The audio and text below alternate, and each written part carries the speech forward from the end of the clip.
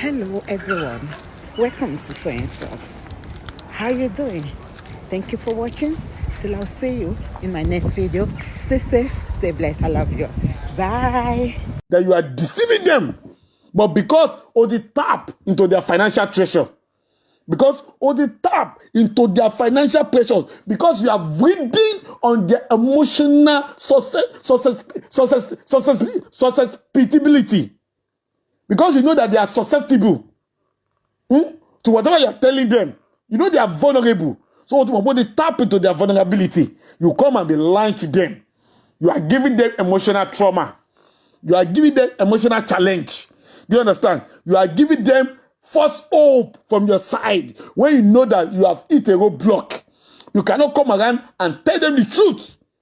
You are lying against Babaloba. You are lying against the father of the deceased. You have said so many horrible things about that man. You are very ni shorire.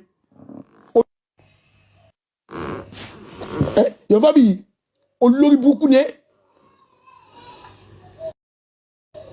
Ìwà tí ọmọọṣẹ́ ilé tó yẹ kó ayé jọ.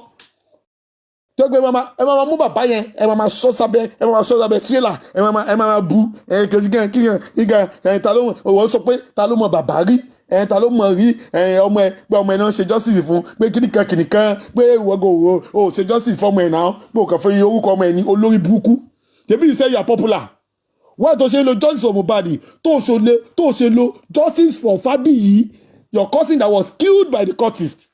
Oh, ṣe máa ṣe justice for Fabiyi. Why tó fi Mohbad sára justice ní ẹ̀yin olórí burúkú ẹ máa ṣe nìyẹn. Nígbà tó mọ̀ pé without the Mohbad wọn ò ní dáwọ́ fún yín. Àtẹ́lẹ̀ tó ní pé àmì ò ṣe justice Mohbad wọn Yomi Fabiyi là ń tẹ̀lé. At the end of the day a tún ti rí ó tún ti gbégbá ọpẹ́ ó tún ti gbégbá owó ó tún ti di bára síta. All of you be claiming you are somebody without Mohbad, and without Mohbad your life is ruined. You cannot do anything. You can't do anything. Ẹ mọ̀ pé kọ́bọ̀ kò ní jáde without mentioning Mohbad. Ẹ mọ̀ pé orúkọ Mohbad yẹn ló ń jáwó sápò yín. Orúkọ Mohbad yẹn ló ń sanwó tẹ́ fi ń jẹun. Orúkọ Mohbad yẹn ló ń sanwó irun tẹ́ ń gẹ̀. Orúkọ Mohbad yẹn ló ń sanwó ìyàwó yín gẹ̀dẹ̀ tó ń bá sùn. Orúkọ Mohbad yẹn ló ṣe ìyàwó fún yín. Mohbad òun ló ra mọ́tò fún yín. Orúkọ Mohbad òun ló ra aṣọ ló ra ṣíà ló ra everything tó wà nílé yín. Without Mohbad tí yín ti ta. And yet, you will come out. You will not want to give honor to who honor is due. You will still come out and say shaka to the father of the deceased. Gbogbo yẹn ní sórí olórí burúkú ni. Olórí burúkú ni Yomi Fabiyi. And you are telling people you are telling them pé bàbá, you are making an illustration pé bàbá báwọn náà lọ discuss pẹ̀lú àwọn ọlọ́pàá pé kí wọ́n dá kéèsì yẹn padà sí pàǹtí. Yomi Fabiyi ṣé wọ́n ṣépè fún ẹni? Ṣé wọ́n ṣépè fún ẹni Yomi Fabiyi? Are you cursed? Are you cursed? You are sick. You are insinuating. You are pushing a narrative to the public. When it was Baba's visitation to that place that made them to say, okay, we knew that àṣírí ti fẹ́ tú. The secret will come out if so two of the police officers push further and the secret will come out. So we don't want the secret to come out. Please take it back to party. Yomi Fabiyi show ya wèrè ni. Àwọn ẹranko wo ló ń lísì sí ìwọ baboon. Àwọn ẹranko wo, àwọn ẹranko wo ló ń lísì sí ìwọ ẹranko yìí. Ẹranko dárí ẹranko. Yomi Fabiyi wèrè ń tẹ̀lé wèrè. Olórí burúkú ń tẹ̀lé ara wọn. Àwọn ló lísì sí wọ Yomi Fabiyi tó dẹ̀ believe ẹ. Those that are senseless. Àwọn tó ti ní brain atrophy. Àwọn tó ti ní alopecia. Àwọn tó ti ní genetic problems. Àwọn ló lísì sí wọ Yomi Fabiyi olórí burúkú yìí. They are the ones that are listening to this your lies. Àwọn ni. Because I don't know how someone cannot decipher, how someone cannot ruminate over matters being discussed and we just believe it and swallow it hook and sink. Do they even have sense? It can only be two things: business as usual, or they are brainless. No more, no less. A sensible man, a sensible woman can easily puncture this your season film and will tell you that Oga Jami Sibi mi ò lọ́mọ. because ó tún lè possible wẹ́ pé ó gbéṣẹ́ lé wọn lórí because wọ́n lo lóògùn wọ́n ní wọn náà ṣe àjò ẹ sọ Justice For Mohbad ẹ sọ di ilé àjò ẹ̀yin lẹ́yìn import oògùn dúdú ni o ẹ̀yin lẹ́yìn import oògùn ẹ̀yin lẹ́yìn export oògùn ẹ̀yin lẹ́yìn ṣe camera down lẹ́yìn ṣe camera off ẹ̀yin lẹ́yìn ṣe business ẹ dá 10,000 máa fi 2,000 jíṣẹ́ ẹ dá 2 million sínú àkáǹtì mi ó lọ kó 1 million jíṣẹ́ everything wrong in this justice àárín ilẹ̀ láti máa bá ẹ̀yin olórí burúkú ìwọ ló wá ń pè ló wá ń sọ fún bàbá Mohbad pé ọmọ wo pé kìnìkan pé ọmọ wo ta ló máa bú ẹ nítorí ọmọ orí ẹ burú without Mohbad ta ló ó ṣé career ò ti kú ni your career is dead in Hollywood Yomi Fabiyi without Mohbad case ta ló mọ Yomi Fabiyi mọ́ ọjọ́ wo ló ti ṣe fíìmù last àfi bí ọmọ òṣì tó tún gbé káàkiri tó ń polówó lórí Justice For Mohbad ta ló mọ̀ ìyá ẹ̀ mọ́ nínú film industry sọ fún mi ta ló mọ̀ ìyá ẹ̀ nínú film industry ó parọ́ ju òkú lọ ó pa irọ́ ju òkú lọ ẹnu ẹ dùn bí ẹnu àjàkàrà you talk you use your mouth more than your brains you are a woman in a man's frame. They need to check you. Did you even have Adam's apple? Do you have Adam's apple? They need to check you. Do you even have Adam's apple? Let me even ask you. They were supposed to even examine your genitals. Are you sure you're a man?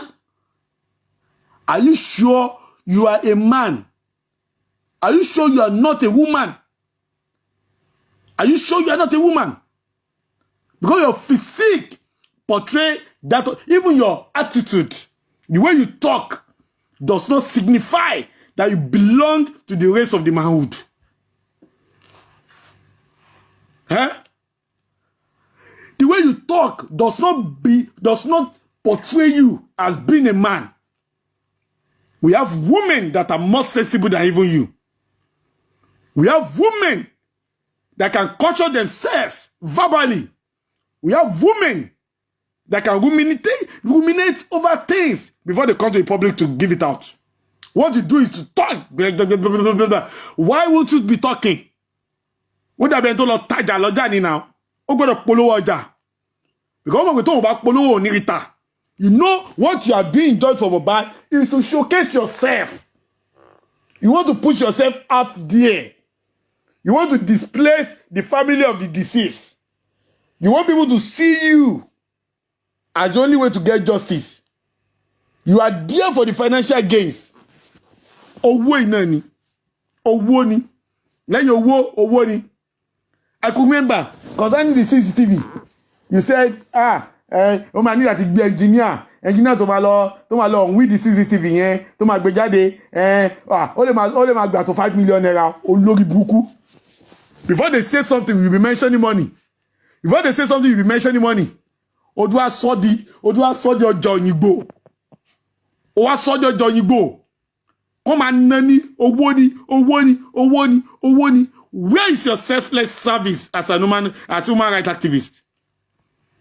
Where is your selfless service? Where is your selflessness as a human rights activist? Where is your humanitarian dedication as a human rights activist? Yomi Fabiyi. Olórí burúkú. No wonder you be saying, bàbá yẹn gan, ó ṣe mistake, ó ṣe kìnìkan, and the police, they did not have the right evidences. Now, once the right evidence is given to them, they are going to walk, they are going to arrest them. They are going to Ole. Láti jọ́ the full police. I know you are the police before police. You went to police college. I know the police that have been handling that Mohbad case. They are not qualified at all. They are not qualified. They don't have the skills to be police officers. But as you are their superior. You went to police college. You know exactly what they were supposed to do. They don't know it because they didn't do it because they don't know it. But now you have told them what they do. Please, Yomi Fabiyi, since I've been praising your police officers are working, 1,001 for justice, 1,200 for justice. The Kidikan, the Sanwo-Olu is working. 1,020 for justice. Please, where is Wumi Cynthia Adebanjo? Where is Wumi Cynthia Adebanjo? I'm just asking you. Anybody Wumi Cynthia Adebanjo wa? Ṣé ti gbé? Ṣé wọ́n ti gbé Wumi Cynthia Adebanjo? I heard it today when you are mentioning that they have invited Wumi Cynthia Adebanjo and she has to come. She has to come. Are you stupid? How can you be inviting somebody that you already told us has they placed warrant of arrest on her? You said they have placed warrant of arrest on Wumi Cynthia Adebanjo, and you are still saying they are inviting her that she should come and then she will have to come. Somebody that you have placed warrant of arrest on. Or you told us that warrant of arrest has been placed on her for the past 3 weeks. And yet they've not declared her wanted. And in your foolishness and your myopic mindset, you are still saying, and they have invited her to come. I don't understand your Fabiyi. I don't understand. You don't actually know how cerebral most people on this social media are. I'm not talking about those that have submitted their brains to your shenanigans, to your lies, to your deceit, and your manipulative dimensions. I'm not talking about them. Do you know how versatile, how brainy, how intelligent many people are on this social media? Do you know? You don't know. Because many of them, you don't know them. And those of you that you put your faces out there, you think you are the epitome of knowledge because you have put your faces out there. It does not count for anything. It is not about the faces. It's about what have you got to offer. It's about what advice have you got to push Justice for Mohbad forward. It's about what have been your contributions on and off social media to make sure that Mohbad get justice. As far as I'm concerned, Yomi Fabiyi, your contribution has been detrimental. Your contribution to J4M has been retrogressive. Your contribution to J4M has been opposite in nature. Your contribution to J4M has been totally obstructive to the cause of justice. Your Fabiyi, you have no outer importance. You have no outer of importance to J4M. All what you are doing is to be running after your pocket, running after your name, running after your head geo. I heard when some useless one was saying, Yomi Fabiyi, Yomi Fabiyi is different from NGO. You say Yomi Fabiyi, and Yomi Fabiyi is not the same thing as Great Business Foundation. Yomi Fabiyi, I can't remember any time you have mentioned any name among your board of directors. Yomi Fabiyi, ṣé àwọn ajá àti ẹran àwọn ló make a board of directors any Yomi Fabiyi? Have you ever mentioned their names? Have you ever talked about them? Have you ever told us that you had any meeting and you have come to any conclusion concerning any step you want to take? You will not. Because you have been the sole organizer, the sole register, and the sole board of director. There's no other person apart from you. You are the sole decision maker. You are the one making all the decision. Everything concerning the money. That is why you cannot work with anybody. Yomi Fabiyi. That is why you cannot work with anybody. Because you don't want anybody to give you financial scrutiny. You don't want anybody to examine how you are spending the public fund.